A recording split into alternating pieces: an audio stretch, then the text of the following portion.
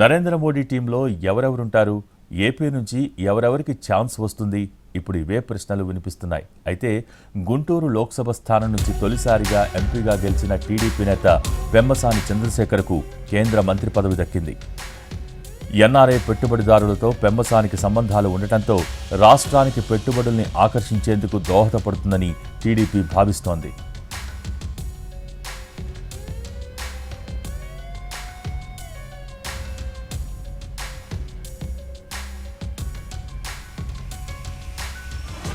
గుంటూరు లోక్సభ స్థానం నుంచి తొలిసారి ఎంపీగా ఎన్నికైన పెమ్మసాని చంద్రశేఖర్ కేంద్ర మంత్రిగా ప్రమాణ స్వీకారం చేయనున్నారు.